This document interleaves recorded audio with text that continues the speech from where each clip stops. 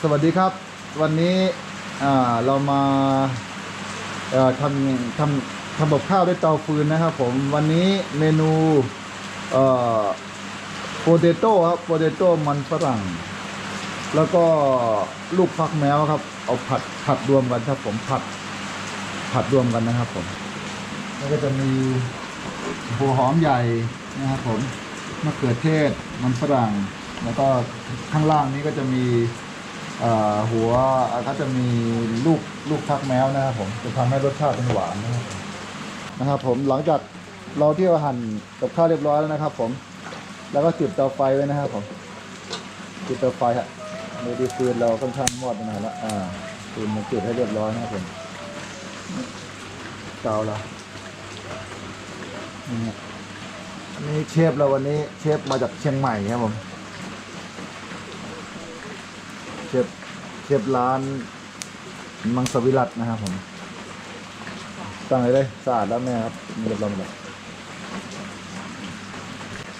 ไม่เลือกอะไร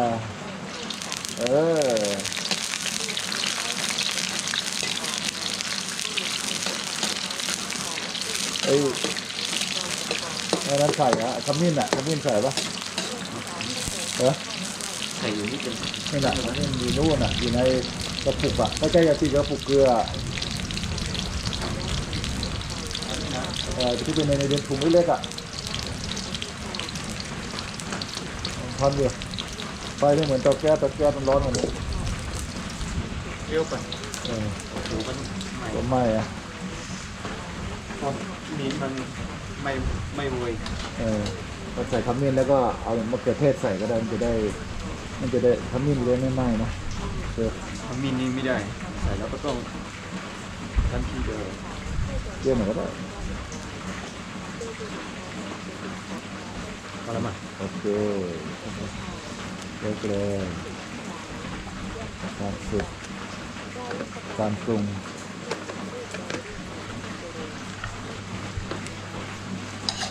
โอเคไฟได้แล้วตั้งเตา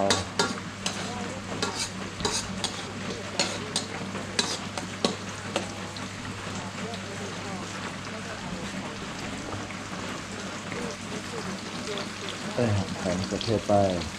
มะเขือเทศสูตรก็ไม่ตายตัวนะครับเอาที่ชอบเลยนะครับผมทำกับข้าวแบบหลักสูตรนอกๆนะครับมะเขือเทศเยอะไอ้นั่นเยอะอาจจะปรุงเลยปรุงก็ได้เดี๋ยวแค่เพิ่มอีกทีเราเอาตามสูตรเชฟเลยต้องใส่เพราะว่าถ้าใส่มะเขือเทศมันจะออกมะเขือเทศทำมะเขือเทศ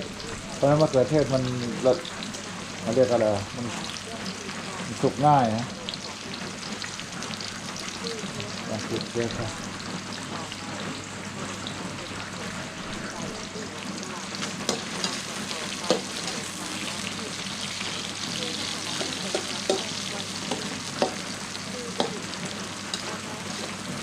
ได้อยู่มั้งตัวนี้เยอะอยู่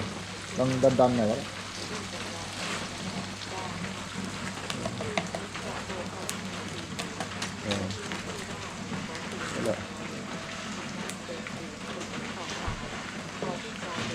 เช็คไฟก่อนโอเคได้อยู่เช็ค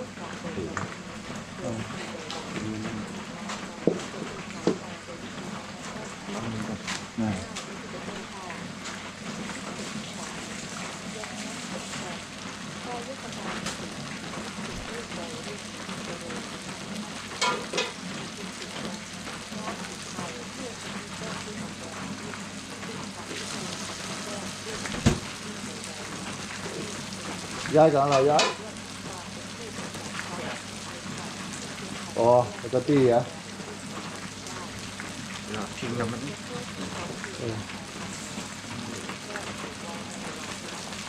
เรื่องของมันเชฟก็มันฝรั่งใส่แล้วนะครับผม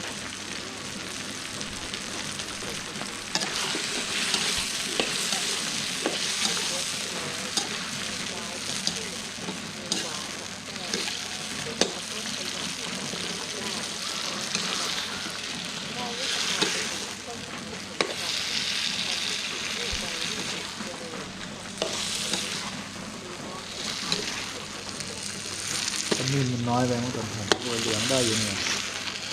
ดูข้างนอกมันไม่ค่อยเหลืองอะดูในกล้องสีเหลือง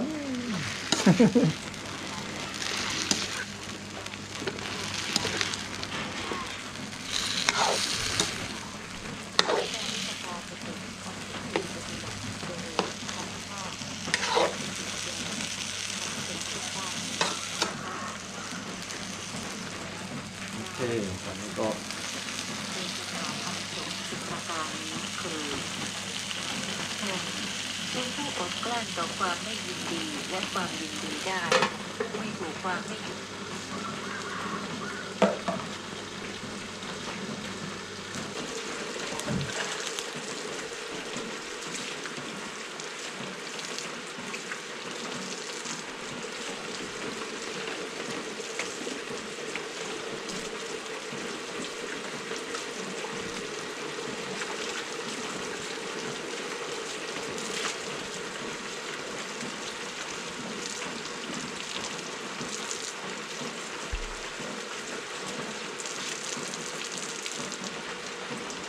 พร้อมนะครับ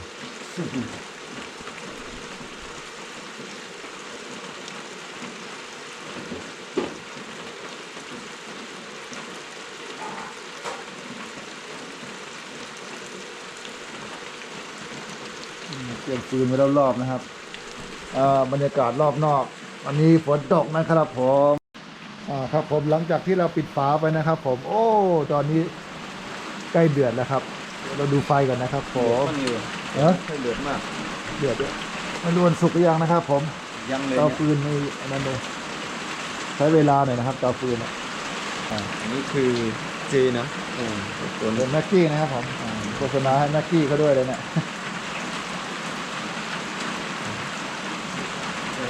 ใส่แทนชูรสครับไม่ใส่ผงชูรสไม่ใส่คนอร์นะครับผมตอนนี้กับข้าวเราสุกเรียบร้อยแล้วนะครับเราก็จะแบ่งไปอีกถ้วยหนึงเอาไว้ทำบุญใส่บาตรนะครับตักบาตรเช้านะครับผมเอาแบบตักบาตรก่อนเดี๋ยวค่อยชิมแบ่งไปอีกถ้วยเลยเดี๋ยวน้ำแห้ง อันนี้เจ็บตักบาตร ตักบาทโอเคแล้วมันเลยถุงแล้วน่ะเดี๋ยวใส่ถุงไม่ได้ไม่ได้มานี่นะ โอเคเอาลงก่อนก็ได้มันร้อนจัดแล้วน้ำร้อนตั้งอ๋อ อันนี้แบบ เออ นี่เหลือแค่ตักไป เอาวางไว้บนนู้น ใส่ปลา